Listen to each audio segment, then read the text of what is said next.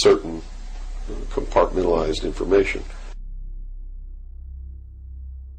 There was nothing confining me to only certain compartmentalized information. To the moon and see a bunch of rocks. But right now they seem beyond the believability that all they did was make a trip to the moon and see a bunch of rocks. But right now they seem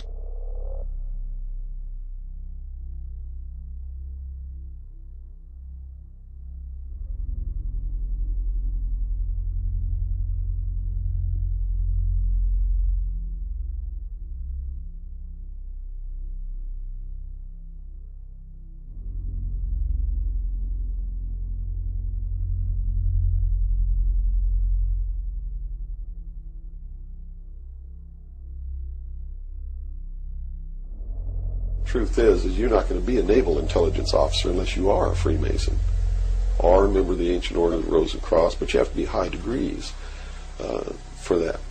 I think the reason I was selected as enlisted man is because I had belonged to the Demolay Society.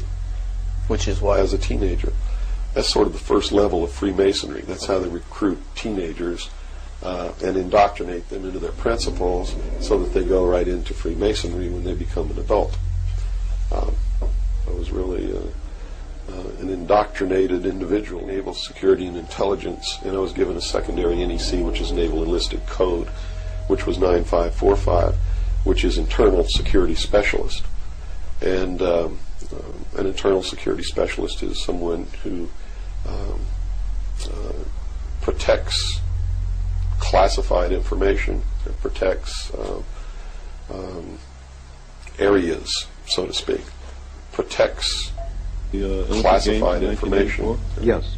You should get a tape of the closing ceremony. It was heard at night in the UFO. A spacecraft held by a helicopter.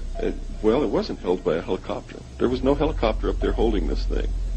They'll tell you that, but it's not true. Can you imagine the liability that they would have if they were carrying this thing suspended on a cable underneath a helicopter over the heads of hundreds of thousands of people? They wouldn't do You're it. meaning to say that thing used in the 1984 Olympics, the closing ceremony, Was under its own power. was under its own power? Yeah. Something's going to happen here now. Here comes the Now, most of the crowd just beginning to see it now. Oh, it's several hundred feet high still.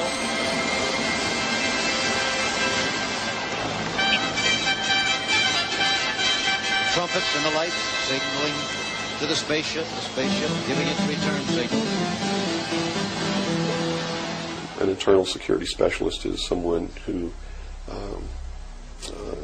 protects classified information. A similar program in the Soviet Union served the same purpose. In fact, a joint alien United States and Soviet Union base already existed on the moon at the very moment Kennedy spoke the words. On May 22, 1962, a space probe landed on Mars and confirmed the existence of an environment which could support long afterward the construction of a colony on the planet Mars began in earnest. Today, there is a colony which exists on the planet Mars. It is a United States-Russian alien facility. Protects classified information. I have an obligation to inform the public, and once that's done, I've done my job. If you believe it's outrageous, stick around a few years.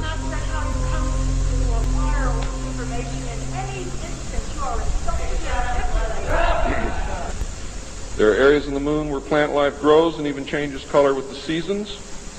And this seasonal effect is because the moon does not, as claimed, always present the exact same side to the Earth or the sun. There is an area that wobbles in and out of darkness on a seasonal basis, and it is near this area that the plant life grows.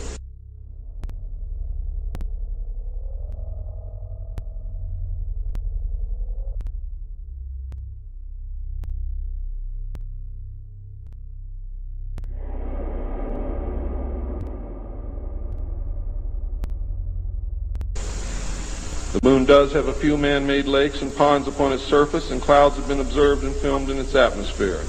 How many of you remember the period of time, several years, when almost every reported alien craft that was reported landed was on or near water and appeared to be pumping water into the craft.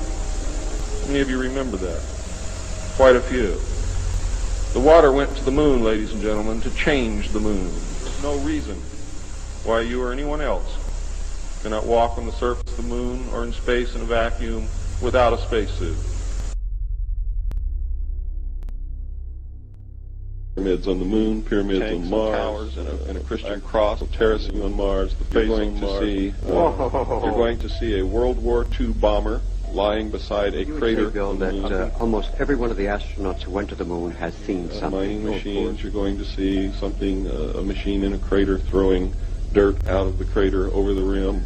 You're going to see domes. Is because they fully intend to kill a minimum of 2 billion people by the year 2000.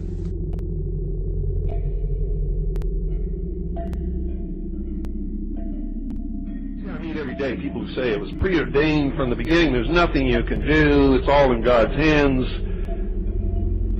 I have to say that I just cannot go along with that. And in the Bible itself, the Bible that these people use to justify their position has several, not one, not two, not three, not four, but several, many instances where God has said, this will happen.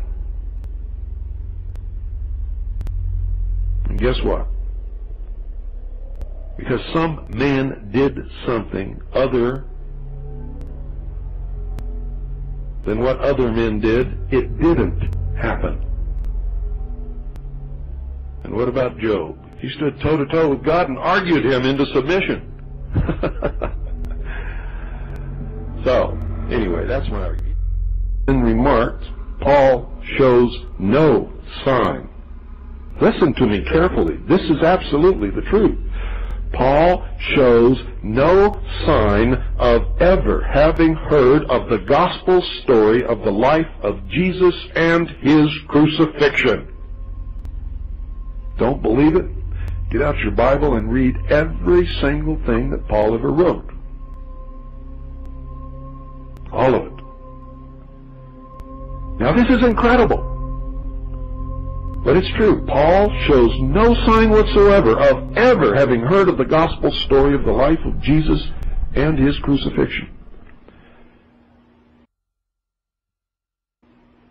And I don't care which religion you show me, I have yet to find one that does not teach man to do good things.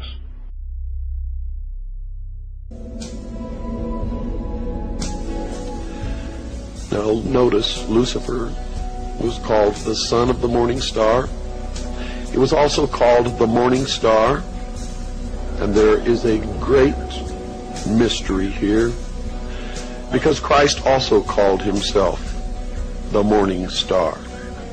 But I have been told by those who have been initiated in the mystery schools that Christ and Lucifer are one and the same being. And I can prove all throughout the Bible that there have been mistranslations in every English version that I have ever laid my hands upon.